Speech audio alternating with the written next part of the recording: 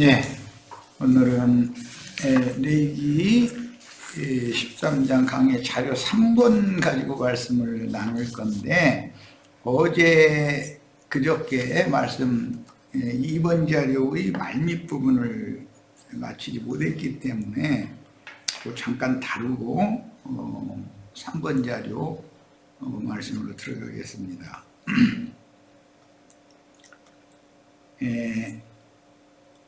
일반적인 피부병과 문둥병을 구별하는 그 규례를 그저께 말씀을 전체적인 성경 59절까지 13장 59절까지 각 절의 요점을 이렇게 같이 말씀을 나눴어요. 우선은 그렇게 해야만 앞으로 나가는 말씀을 이렇게 상세한 말씀을 나눌 때 훨씬 도움이 되겠다 싶어서 그 문장의 의미를 알고서 말씀을 드려야 되니까 그렇게 했었던 거예요.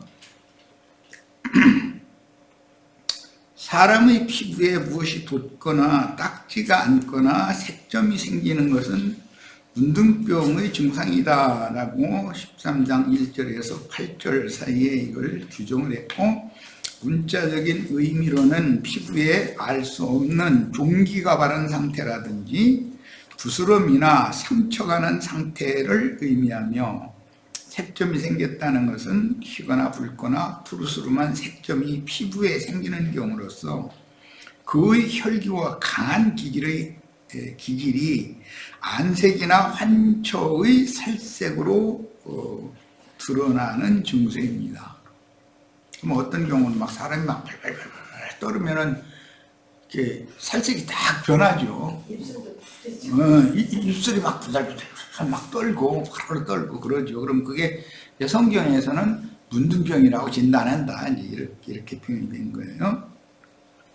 본디 피부에 흰색이나 붉은색 혹은 푸르스름한 색점이 드러나는 경우는 인간의 속에 내재하는 거역하는 본성과 교만한 본성의 도끼가 하나님의 뜻을 거역하며 해방할 때 그 안색과 피부색이 변하는 것에 기인합니다. 자기 완악한 아집이 꺾이지 않은 상태에서 하나님의 공의로운 통치를 거역하고 대적하는 자들은 혈과 육의 본성에 숨어있던 도끼가 표출되면 반드시 그 얼굴빛이나 피부 색깔이 하얘지거나 붉어지거나 푸르스름해집니다. 유명한 모세의 누이 미리암이 문둥병에 걸렸을 때 얼굴이 하얘졌다, 이렇게 기록이 되어 있죠. 민수기 12장에 보면. 그럼 사람이 붉으스름하다가 푸르스름해지다가 하얘지면 뒤집어지는 거거든요. 그런 것을 문둥병에 걸렸다 이렇게 표현한다는 걸 이해를 잘 하시길 바라요.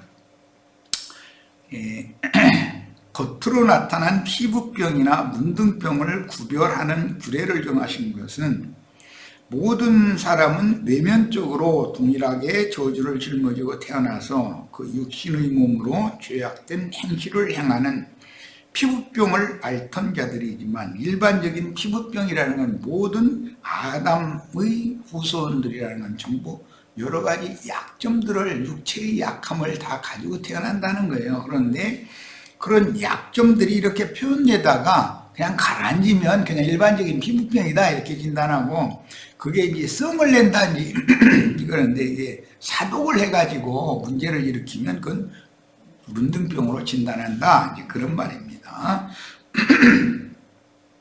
문둥병은 근본적으로 단순한 살갗의 병이 아니라 그 속에서부터 나오는 근원적인 죄성이 드러난 것을 상징한 표현입니다. 이것은 영이 죽은 자가 사실은 살을 통해서 썩어 들어가는 거죠. 문둥병에 대한 특징이 썩는 거니까, 그것은 영적으로는 죽은 자이기 때문에 그러는 거예요. 이런 것을 영적 의미를 함유한 어떤 비유적인 표현인 것이죠. 이런 표현. 그러니까 성경을 그냥 사람의 생각을 가지고 성경을 읽어가지고는 이 성경의 의도를 이해한다는 게 쉬운 것은 아니죠. 그럼에도 그들은 하나님 말씀을 종교의식을 행하라는 뜻으로 오해를 했는데 아브라함 자손들이 애굽에서 종살이를 하다가 때가 찼을 때 하나님의 역사로 출애굽을 했고 광야 생활을 했고 율법 말씀을 받아서 지켰어요. 그런데 그 율법 말씀을 오해해서 받은 거예요. 사람의 천연적인 사람으로서 그 말씀을 받아들인 것이죠.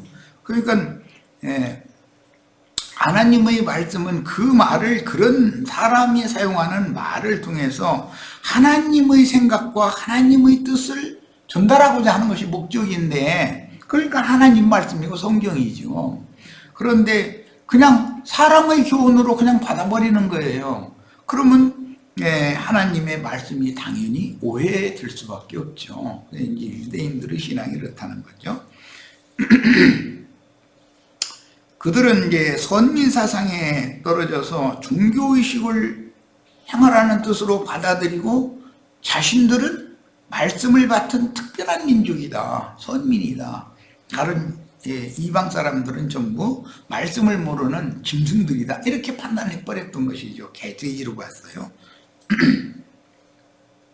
오늘날은 뭐 우리나라가 불행하게도 선거한 지가 얼마 되지도 않았는데 어제 그 인터넷 뉴스를 보니까 지금 윤석열 퇴진 김건희 특검 뭐라고 수천 명이 모여가지고 난리가 아니더만. 난 그냥 이렇게 불만만 하고 있는 줄 알았더니 그게 아니고, 서울은 얼마가 며칠인가 22일인가 이제 그냥 대대적으로 모여서 또 지난번 박근혜 씨 때처럼 그럴 것 같은데, 이게 국가적인 불행이죠. 그때 만약에 경찰관들을 통해서 제어가 안 된다 해가지고 군대를 만약에 풀어놓는다든지 그래서 백성들을 갔습니다, 총질을 했다 그랬다가는 이제는 뒤집어지는 거죠. 그런 기회를 통해서 또 북한이 또 밀고 내려올 수도 있는 거고. 참 난 걱정해요. 좀 조용히 좀 살았으면 좋겠는데. 아휴, 나 어제서 그걸 봤어. 그 정도로 난 둔한 거야, 이게 세상 돌아가는 이치에 대해서. 지금 난리도만. 창원, 어디 울산, 그냥 각 지역에서도 다 난리가 들고 일어나가지고. 그런데 그게 신문에는 내보내지를 않으니까, 그 언론을 그렇게 제어하고 그렇게 한다 해가지고 그게 숨겨질 일이야, 그게. 수천 명, 수만 명이 모여서 데모를 하고 시위를 하고 있는데 그게 감춰질 수가 없죠. 잘못했다고 하고 앞으로는 정신 들여서 잘 할 거니까 좀 한 번만 더 기회를 달라고 이렇게 국민들한테 사과를 하면 국민들도 또 다 가라앉죠. 우리나라 국민들은 순둥이라. 딴 얘기로 갔는데 자신들은 선민이라고 여기는 관념이 이번 이 권력을 잡은 사람들 속에 그게 있는 거예요. 우리는 너희가 다르다 말이에요. 그래서 너희는 개돼지들이고 우리는 특별한 사람들이다라는 관념이 있는 거죠. 그럼 국민들이 그걸 가만 안 있죠. 왜 그런 걸 그렇게 모를까? 나를 청와대가 아니라 어딘가 참고로 좀 잠깐 불러, 며칠이라도 좀. 그러면 내가 가서 이빨아서 좀 해주고 올 건데 말이야. 왜 이렇게 국민들을 이렇게 당신만큼도 뭘 모르고 세상이지 모르고 그런 사람으로 그렇게 오해하지 말라고 말을 않고 얌전하고 다 있다고 해서 속도 없는 건 아니라고 난 한마디 꼭 해주고 싶고 나 좀 불러줬으면 좋겠어. 이럴 때 수습하려면 나를 불러면 수습이 돼. 이걸 이대로 그냥 더 키워놨다가는 난리 뒤집어질까 그런 걱정이야. 하기는 나 불러주지도 않겠지만 불러서 내가 얘기했나 들을 사람도 아닌가 또 만들어 보니까. 그럼 이 국가가 불행이지. 불행한 사태가 또 오면 안 되죠. 딴 얘기로 갔는데, 그러나 사실 그들의 마음에는 이 선민사상이라는 게 굉장히 무서운 거예요. 이게 자신들은 특권층이라고 생각하는 이게 그들의 마음속에는 버림받은 사람들로 생각하고 있었던 선민들의 그 생각과 달리 자신들 속에는 더 사악한 것들이 전혀 소멸되거나 없어지지 않고 이방 사람들보다도 더 나쁘면 더 나빴지 뭐 나은 것이 하나도 없었다는 것이죠. 이것을 그들이 몰랐기 때문에 주님께서 오셔서 그들을 싹 버려버린 거잖아요. 결국은 이런 거에 참 너무 인생사에서도 우리가 참 많은 걸 배워야 됩니다. 율법 종교 지도자들의 이런 상태를 문둥병이다 라고 비유를 하셨는데, 사람의 피부는 지으심을 받은 사람의 육적인 가죽옷으로서 속생명의 덮개요 마음에 숨은 사람을 표현하고 나타내는 도구로서 사람은 속부분과 겉부분으로 지어졌기 때문에 피부와 털의 색깔과 움푹한 역으로 사람의 정하고 부정함을 구별하게 한 율법입니다. 피부에 난 털은 혈육의 타고난 생명을 표현하며 육신에 속한 모든 인간은 짐승과 방불하다라는 것을 의미하고, 피부에 돋아나는 여러 가지 색점은 육신에 속한 인간들의 거역하는 본성이 드러날 때 흰색이나 붉은색이나 푸르스름한 색으로 드러나는 특징들이 있습니다. 에서가 그 털이 많은 털사람이었죠. 그런데 엘리야가 그 털이 많은 사람이 있었다는 거잖아요. 요한은 그 엘리야 영과 능력으로 보냄을 받았으니까 약대 털로 이렇게 털옷을 입고서 사역을 했다고 이렇게 됐죠. 자, 어느 부위가 피부보다 낮게 움푹 들어간 상태는 자신의 죄성을 의도적으로 감추고 숨기는 것을 상징하며, 반대로 부어올라서 위로 돋아난 것은 자신이 속되고 부정한 죄인이라는 것을 시인할 수밖에 없도록 죄와 허물들이 드러났다는 뜻입니다. 그러므로 움푹 들어간 환처를 가진 사람이란 자기의 죄가 하나님께 드러나는 것이 두려워서 무화과 나뭇잎으로 치마를 만들어 입고 동산 나무 사이에 숨었던 첫 아담의 성정을 나타내는 외식하는 유대교인들의 위선적인 율법 행위자들은 겉으로는 그럴듯해 보여도 속으로는 썩어 들어가고 있었다. 움푹 파였다라는 것은 속에서는 썩어 처져내고 있다, 이런 말이죠. 그것을 상징하는 거예요. 반면에 그 환부가 피부 밖으로 드러난 사람에게 종처가 이렇게 벌겋게 붙는다, 이게 동그랗게 이렇게 뭐 물집이 잡혀서 이렇게 올라온다든 이렇게 밖으로 드러난 사람은 무화과 나무로 만든 옷 대신에 가죽옷으로 새로 지어 입혀주신 사람인 아담과 하와로 대표되는데, 세리와 창기와 모든 죄인은 자기의 죄와 허물들이 이미 밖으로 다 드러났기 때문에 복음을 들을 때 눈물을 흘리며 회개하고 주께로 돌아와서 용서받고 고침을 받았습니다. 그러나 외식하는 서유하는 바리새인들, 이제 이렇게 움푹 들어간 사람들도 이제 비유된 사람들이에요. 이 사람들은 자기 죄과를 자꾸 감추려고만 하지, 있는 모습 그대로를 주님 앞에 가지고 나와서 용서를 받으려고 하지 않았다는 거예요. 자신들은 의롭다고 여겼기 때문이죠. 이게 이런 것이 이미 구약성경 민수기, 레위기 13장에서 15장 사이에 이미 이렇게 예시가 된 것이죠. 자, 피부의 일반적인 색깔이 아닌 어떤 특별한 색깔이 생긴다는 것은 그가 자신을 다른 형제의 자매들보다 무언가 특별한 사람이라고 여기는 교만하고 완악한 영과 부패한 정신이 그 얼굴과 피부 그리고 털의 색깔 변화 등으로 나타난다는 뜻으로, 특별히 자신이 매우 영적인 사람이라고 자부하는 신학을 이수한 사람들에게서 흔히 나타난다. 이 사람들은 평상시에는 온유하고 웃음도 그렇게 역부로 도는 건지 진짜 그렇게 온유해서 웃음이 잘 나오는지는 몰라도, 그러다가 자기의 생각이나 뜻에 맞지 않는 어떤 자기를 이렇게 긁어내리는 말을 누가 슬쩍 갖다 했다 이러면은 안색이 딱 바꿔져 버리고 그냥 입술까지 바르르 막 떨어버려, 이제 막.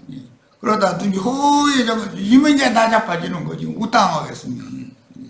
이게 문둥병이라는 거죠.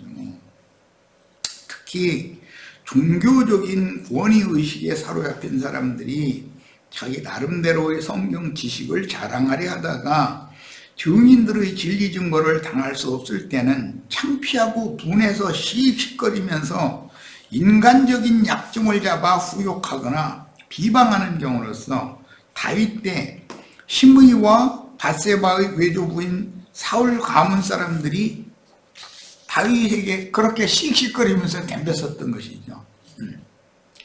성경의 어떤 부분적인 진리를 깨달은 것으로 특별한 교리를 만들어 주장하는 무리에게서도 역시 특별한 색깔이 나타나는데, 어떤 무리에게 가면 그 무리의 독특한 색깔이 있어. 이제 외부 사람들이 보면 나도한 형제와 같이 모이는 우리 형제 자매님들에게서도 뭔가 그 사람들은 좀 색깔이 다르다, 우리하고는 색깔이 다르다, 이렇게 말할 거예요, 분명히.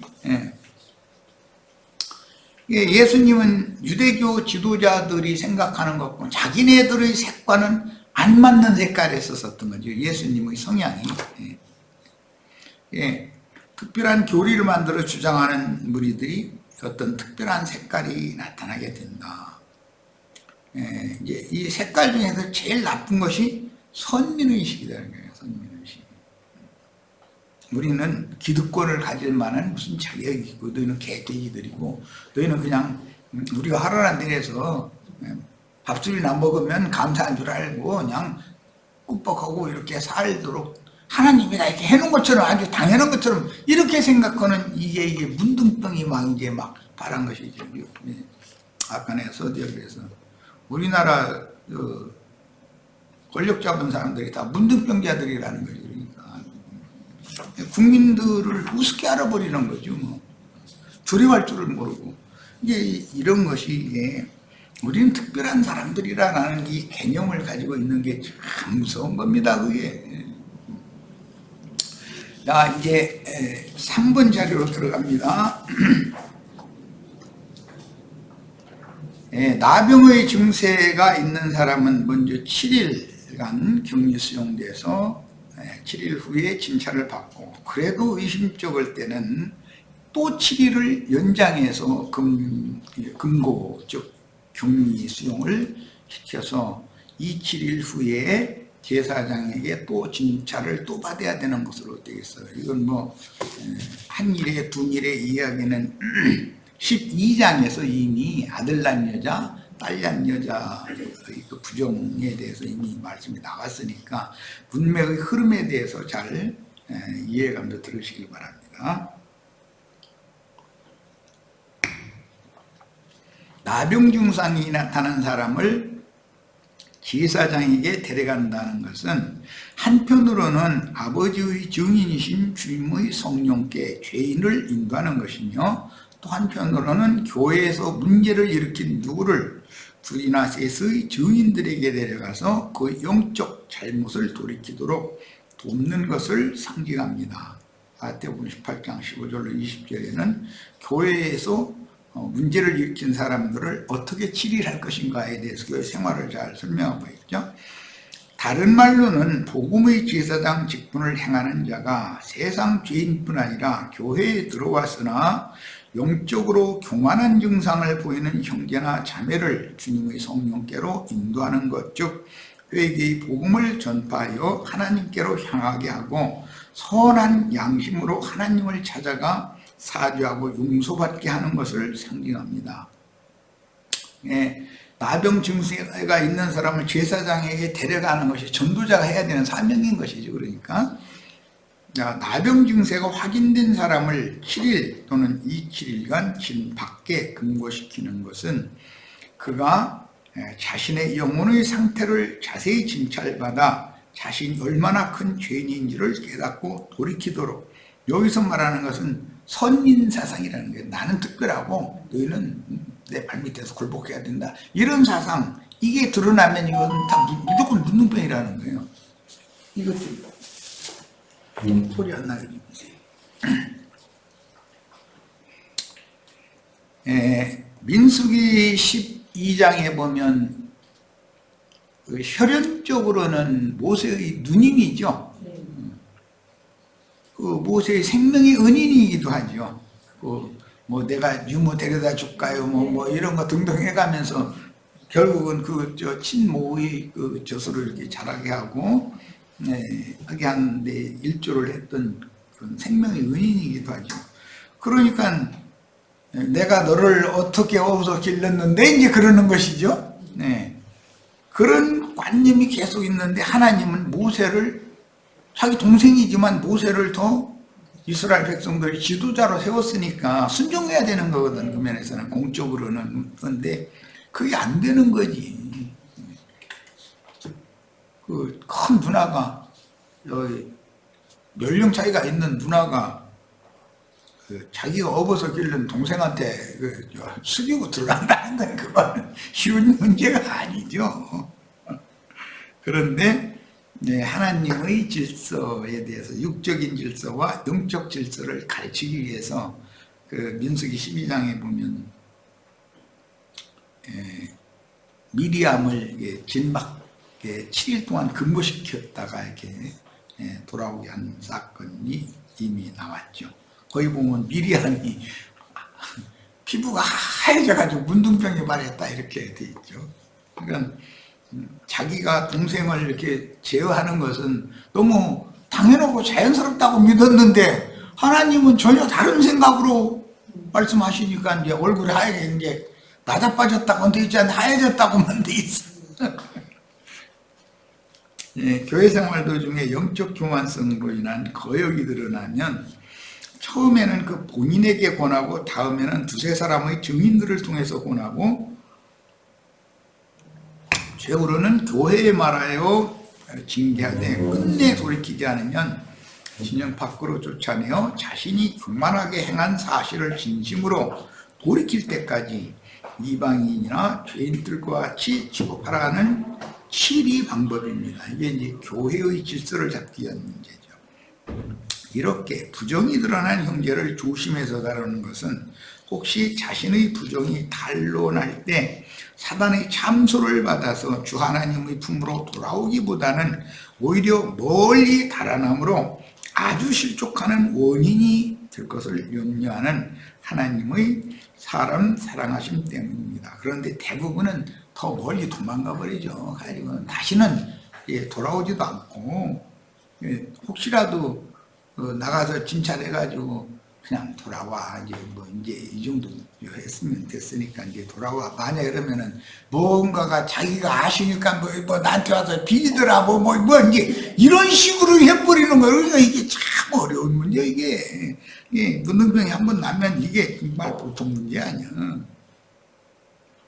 이런 경우는 교회의 치리를 다루는 문제이므로 처음에는 본인에게만 권하고 다음에는 두세 사람의 증인들과 함께 권고하고 최후로 교회에서 공개하였으나 여전히 돌이키지 않으면 신앙 공동체 진영 밖으로 쫓아내어 자숙기간을 보내게 하라는 치리 방법인데 일단 교회 밖으로 나간 사람은 대부분 돌아오지 않는다. 미리암의 경우는 특별한 경우죠. 돌아왔으니까. 그리고 돌아오지 않고 후욕하며 비방하다가 결과적으로는 유리하는 별이 되게 돼 있다. 그 다음에 비록 진영 밖으로 쫓아냈을지라도 충분한 자숙의 기간이 지난 후에 출애당했던 문둥병 환자가 자신의 높아진 마음과 교만한 영에 의한 거역을 진정으로 돌이키면 교회는 그 영혼을 따뜻하게 맞아주어야 하며 그때는 한 영혼을 다시 얻은 것이나 영영 돌이키지 않을 때는 주님께 그 영혼을 부탁하고 이방인과 같이 여길 수밖에 없습니다. 조금 더 좋은 말로 하면은 자기한테 와서 빌었다 이제 이렇게 나가버리니까 이게 정말 참 7일 만에 징계가 풀려나서 함께 약속의 땅을 향해 진행하였던 미리암이라는 말은 거역, 반역 그런 의미예요. 미리암이라는 그 용어 자체가 벌써 거역, 반역하는 그런 이름이죠. 그런 경우도 있고 27일이 지나 문둥병의 부종으로 말미암은 징계가 훈련한 유대 왕이었으나 죽을 때까지 치료받지 못하고 왕의 명분이 있었으나 왕권을 잃고 그 아들이 대신 왕도로 다했던 교만해진 우시야, 아사랴라고 그러죠. 그런데 별궁에서 문둥병이 안 나니까 별궁에 있게 있고 왕노릇은 아들이 대신 하게 한 경우도 있어요. 그런데 그가 죽었을 때는 왕의 묘실에 장사를 했으니까 이제 하나님이 결과적으로는 받아줬다는 뜻이죠. 자, 문둥병으로 부정한 사람이라고 진단이 내려진 사람이 교회 생활을 실행하는 기간인 육신을 입고 살아있는 동안에 회개하고 진정으로 돌이켜서 교회 생활을 회복하는 경우는 7일 만에 충분히 문둥병의 부종을 씻는 경우입니다. 그러나 끝내 자기 길을 고집하고 영적 교만과 아집으로 인한 저주로 생긴 문둥병의 부종을 씻지 않는 경우에는 27일 동안 부정함으로 오는 세상에서도 바깥 어두운 곳으로 쫓겨나는 엄한 징계를 피할 수 없습니다. 교회 공동체에서 7일 동안만 쫓겨났다가 회복되는 것만 해도 감사한 일이죠. 그런데 27일이 지나야 이게 회복이 된다면 이건 문제인 거죠. 주님이 말씀에는 바깥 어둠에 버려둠을 당하면 거기서 슬피 울며 이를 간다, 이렇게 표현을 했어요. 자기 아비의 아내를 취한 고린도 교회였던 형제는 출애를 명령받았으나 처음에는 그를 교회 중에서 쫓아내야 된다, 이제 바울 사도가 이렇게 엄하게 명령했죠. 그러나 이제 그가 돌이켰다는 말을 듣고 이제 그럼 다시 받아줘라, 이제 이렇게 말씀이 나왔죠. 이런 것이 문둥병에 걸린 사람의 치리 방식을 신약 교회 생활에도 어떻게 적용하는가를 보여주는 말씀들이죠. 나병 환자는 진 밖으로 쫓겨나 독초해야 하므로 7일이나 27일 후에 제사장이 진에서 나가서 그 나병 환자를 찾아가 다시 진찰해야 하나, 유대교 지도자들은 출교는 시켰지만 찾아가서 다시 진찰하지는 않았습니다. 민수기 5장 2절로 4절 출애시키는 경우에요, 이스라엘 자손에게 명하여 모든 나병 환자, 이게 첫 번째죠, 유출병이 있는 자, 그 다음에 죽음으로 부정케 된 자를 다 진 밖으로 내어보내라, 이렇게 명령이 되어 있어요. 이 명령만을 자꾸 내세우는 거예요. 성경대로 한다. 우리 율법에 이렇게 돼 있다. 너 나가라, 이제 이것만 하는데, 문제는 쫓아내는 것이 대수가 아니고, 쫓아낼 때는 그를 버린다라는 개념이 아니고 뉘우치고 회개할 기회를 주어서 다음에 7일이 지난 다음에 뉘우치고 회개했으면 다시 돌아오게 해라라는 것이 목적인데, 유대교인들은 말씀을 오해한 거죠. 그러니까 예수님이 오셔서 너희가 성경을 너무 크게 오해했다, 자꾸 그렇게 말씀하시는 게 그런 뜻인 거죠. 거룩하고 의로우신 하나님의 성령께서 함께 거하시는 교회 생활 중에서 육신의 일과 성령의 일을 분별하지 못하고 여전히 육체대로 행하여 진리를 대적하면서 인도 직분을 대적하는 죄에 떨어지거나 성령의 일을 회방하는 자들을 가려내어 징계함으로 교회를 정결하게 보존하기 위한 율법에 따라 신약에서도 악독하고 부정한 자들을 교회 밖으로 내어보내어 징계하였습니다. 이것은 주님이 최후로 말씀하실 때도 누구누구는 데려감을 받고 누구누구는 버려둠을 당한다. 이제 버려둠을 당한 자는 바깥 어둠에 쫓겨나 그래서 슬피 울며 이를 갈미 있을 것이다, 이런 식으로 표현을 하셨어요. 자, 물론 그 형제나 자매가 자신의 악행을 회개하고 돌이킬 때는 당연히 교회에서 그를 따뜻하게 다시 받아주고 함께 믿음의 진보를 나타내는 신앙생활을 추구해야 합니다. 기본적으로는 구원자이신 주께서 자신의 거룩하심과 영광스러우심을 취하지 않고 에덴 동산 밖으로 쫓겨난 인류인 혈육을 입고 이 세상에 살아가는 죄인들에게로 다가와서 모든 죄인의 마음을 열어 자신이 부정, 불결함을 깨닫고 회개하여 주님 자신께 돌이키게 하시는 것이 기본적인 하나님의 뜻이라는 것이죠.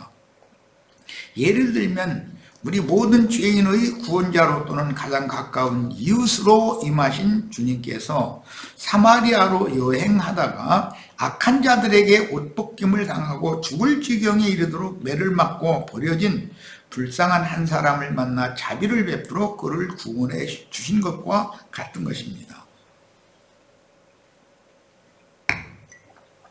우리가 다 세상에서 이 모양 저 모양으로 세상신 마귀 족속들에게, 세상의 기득권자들에게 멸시당하고 천대당하고 무시당하고, 그런 가운데 복음을 듣고 주님이 나 같은 사람도 용서하시는구나, 또 받아주시는구나, 자기를 사람 취급도 않고 하던 그 사람들은 하나님이 이 생에서 모든 걸 많이 누리고 그럴지라도 영혼은 세계에 가서 그 영혼을 둘째 사망 둘못에 완전히 지옥불에 멸하실 것을 완전하게 선언을 하셨기 때문에 우리는 이 생에서 많은 어려움이 있고 문제들이 있어도 소망을 하나님께 준다고 해요. 그런데 세상의 영으로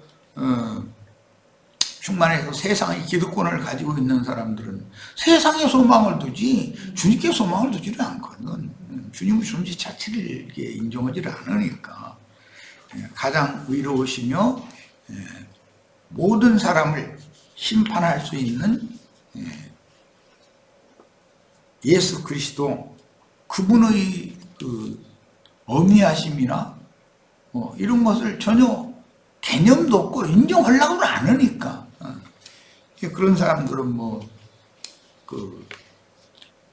이생 너머 영원한 세계에서 어떤 심판을 받을 것은 이미 정해져 있는 것이죠.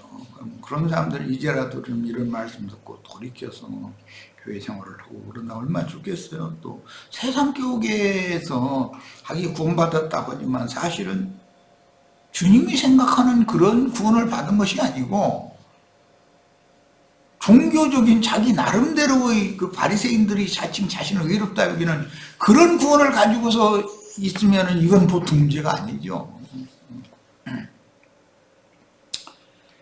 그러나 레위기 13장에서는 이미 구속받은 형제들을 어떻게 치리하는 문제를 다루기 때문에 교회 생활 도중에 어떤 형제가 문둥병이 들었을 경우 그를 징계하여 사단에게 일시로 내어준 후 충분한 기간이 지난 다음에 반드시 교회의 인도자가 먼저 문둥병 환자를 친히 찾아가서 그 영혼의 부정함이 치유된 여부를 다시 진찰하라는 뜻입니다. 이것은 이제 영적으로 보면 그 사람의 영을 이게 감지를 해라, 이제 그런 말이죠. 그 사람 돌이켰는지 여전히 꼬장꼬장 저 잘난 맛에 지금 저러고 다니면서 교회 밖에 튀어나간 사람은 교회를 좋은 말을 절대 하지를 않는 거니까 후욕을 했는데 후욕하고 다닌 거에 대해서 진솔하게 자백해가면서 내가 이런 말 함부로 하고 다녔는데 내가 이상하게 마귀가 역사했으면 입을 놔둘 수 없도록 그렇게 마귀가 내 입을 사용했었다. 이거 용서해달라고 이렇게 얘기를 해야 되는 거거든요. 그런데 그렇게 하는 사람이 많지가 않아요.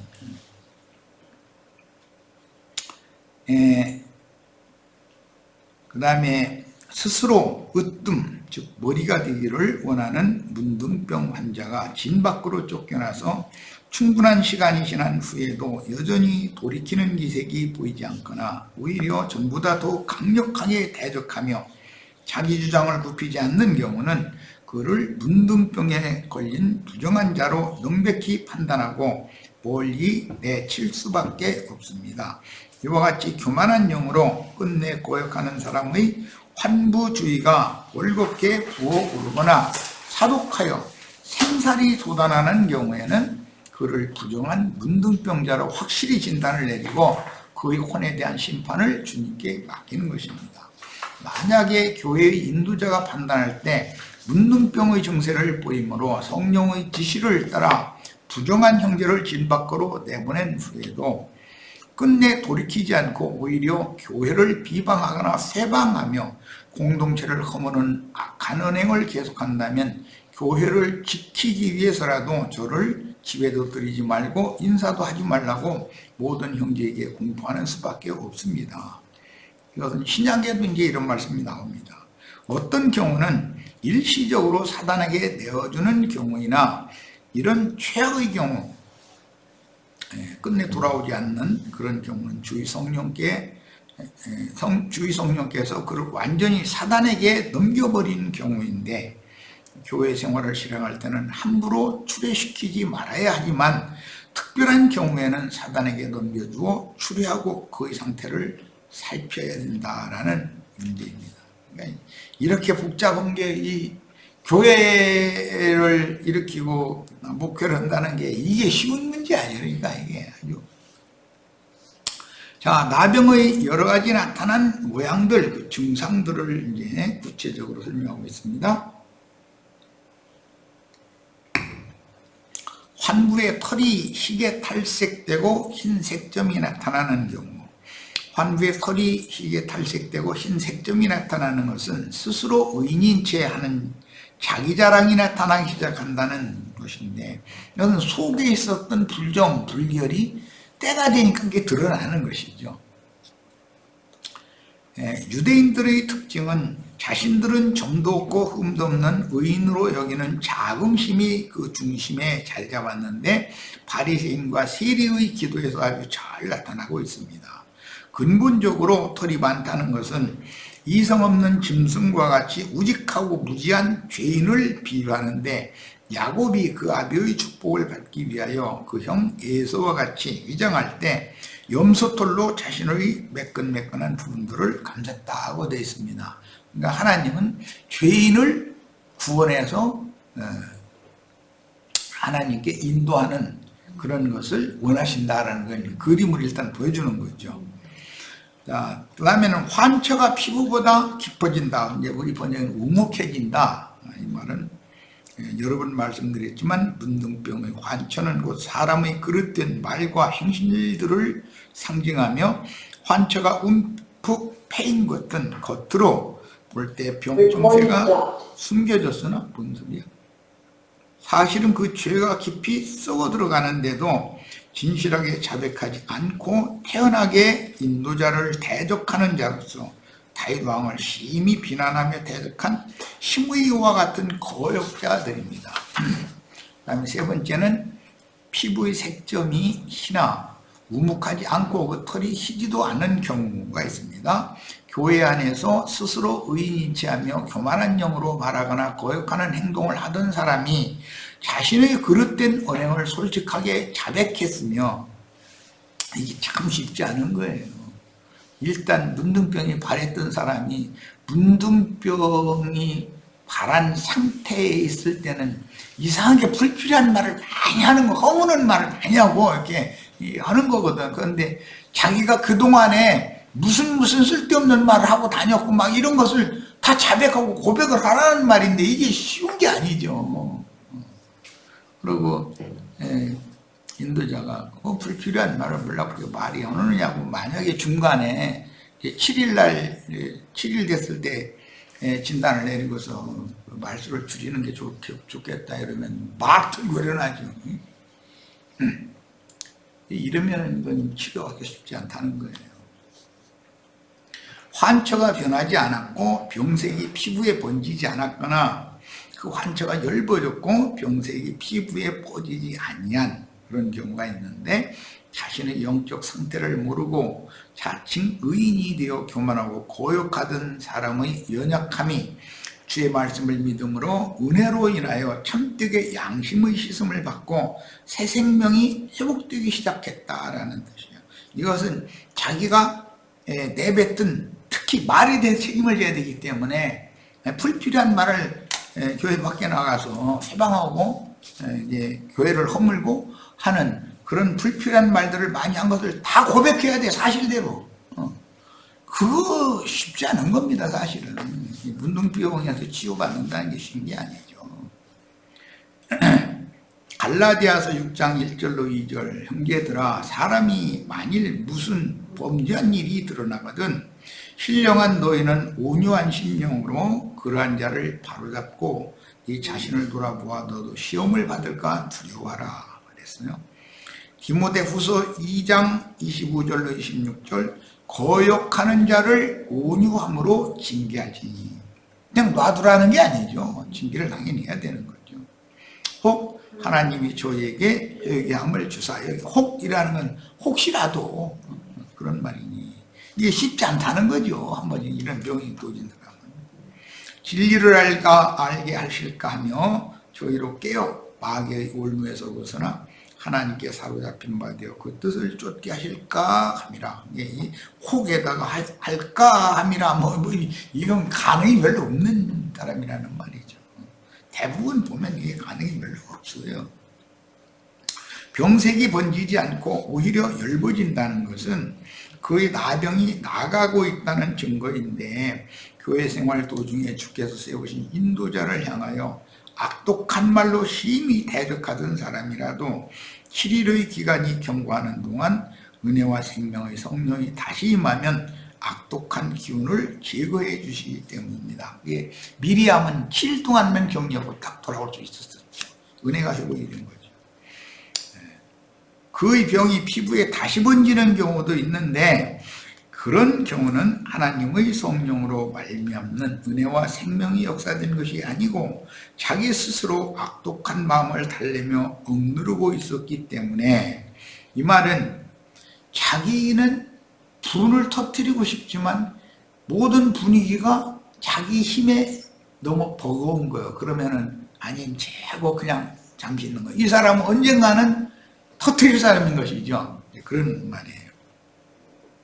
제사장은 7일 후에 그를 다시 진단할 때 하나님의 성령께서 은혜와 생명력이신 주님의 일하심으로 치료가 되는 중인지, 교회의 인도자에게 대항하던 자기의 힘이 모자라기 때문에 스스로 분을 억누르고 전에 대적하고 세방하던 악행을 억지로 참고 있는지를 정확하게 진단해야 되니까 7일을 더 봐야 된다.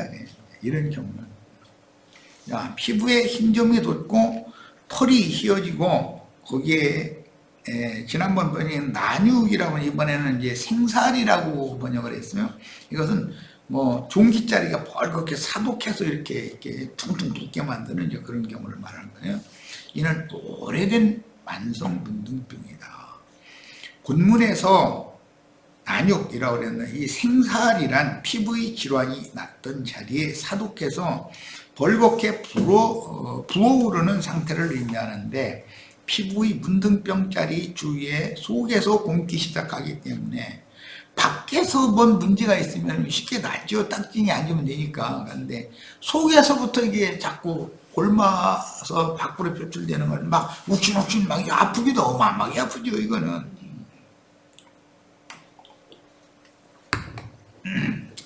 속에서 굼기 시작하기 때문에 난육이 발생하면 악성 종깃자리 주위가 벌겋게 부어올라서 매우 아픈 것이 특징입니다. 사독한 생살, 난육의 특징은 마귀의 본성인 옛 죄, 즉 자고하는 마음 속에서부터 나오는 독성이 밖으로 나타나는 것이며, 생명의 능력이 너무 약하여 스스로는 육성을 제압할 수 없도록, 육성뿐 아니라 이제 혈기도 자기 혈기를 다스릴 수 없는 거죠. 스스로 육성 힘이 강해진 상태입니다. 만성 문둥병자들은 가인의 길에 행하는 자들인데, 그들은 죽은 양심에 따라 천연적인 인간 세상의 의와 선을 추구하는 율법관념에 붙잡혀 있으므로 진리의 하나님을 대적하며 나름으로 아는 부분적인 성경 지식이 마음눈을 가리고 있으므로 나름의 옳음을 상징하는 부분적인 흰색점과 흰털을 자랑하며, 이제 그 바리새인들은 자기를 의롭다 하겠을 때 자기는 세리에 비해서 나는 그런 짓을 하지 않았다. 그래가면서 뭐 11조 헌물을 한 주에 금식기를 2번씩 하고 막 자기 자랑만 자꾸 이제 내놓는 거죠. 그건 문둥병이 지금 드러나고 있는 거단 말이죠. 이런 경우는 문둥병 증세가 이미 오래되었기 때문에 그를 금고할 필요도 없이 복음을 전가하여 자신이 만성 문둥병 환자임을 깨닫고 회개하여 하나님께 돌이키게 하는 것이 필요합니다. 예수님이 그런 일을 하러 오신 거였죠. 문제는 교회 생활 가운데에서 만성 문둥병 환자가 근원적인 치료를 받지 않은 상태로 머리의 지위를 차지하려는 야망에 불탈 때 그는 기회를 엿보다가 배도와 반역을 도모하며 교회를 크게 훼손시키는 악한 일에 쓰임을 받게 되므로 엄히 교훈하고 끝내 듣지 않을 때는 교회에서 엄격하게 분리해야 합니다. 그는 교회를 떠난 후에도 여기저기 떠돌아다니며 순진하고 어리석은 여자들을 유인하여 사탄의 수하로 돌아가게 하는 악한 일에 쓰임을 받다가 나중에 기회를 타서 교회에 다시 얼굴을 내밀 때 떠돌이 별이 되어 후욕과 비방을 일삼던 자를 정확한 진단도 하지 않고 합당한 처리도 없이 오물좀 다시 받아주게 되면 결국은 나중에 교회에게 큰 손상을 주게 돼 있다. 이게 정확한 진단을 해야 되는 거죠. 그리고 내가 이제 잘못하였노라 이제 자백을 진솔하게 하면 받아줘야 되지만 다 그동안에 떠돌아다니면서 하고 다니는 말이 그 목회자의 귀에 안 들어올 일은 없죠. 당연히 다 돌아서 다 알고 있는데 싹 아무렇지도 않고 그냥 있었던 것처럼 이렇게 싹 정체를 속이고 이런 식으로 나오려는 건 나중에 결국은 문제를 일으킬 사람이라는 것이죠. 진솔하지 않은 사람은 문제를 일으키게 돼 있어요. 문둥병이 그 피부에 크게 발화해서 그 환자의 머리부터 발끝까지 퍼졌으면 그 문둥병 환자를 중결하다고 진단해라 그랬어요. 자신의 죄가 머리에서부터 발끝까지 가득함을 보았고 자신은 생명의 근원이 부정하며 교만덩어리라는 것을 진심으로 깨달은 자는 정하다 하심을 받는다는 뜻으로서 자신은 구원의 여망이 조금도 없는 사람이니 자신을 부인하고 다만 구원자의 자비와 긍휼만을 구할 수밖에 없는 철저한 죄인임을 진솔하게 인정하면 사람은 속에서 이미 치유된 사람, 겉으로는 뭐 문둥병 증상이 남아있지만 속에서는 이미 치유된 사람이라는 것이죠. 그러면은 잠시 쉬었다가 잠깐 쉬었다가 이어나가도록 하겠습니다. 그리고 형님 이게 기록이요. 이게 노트북이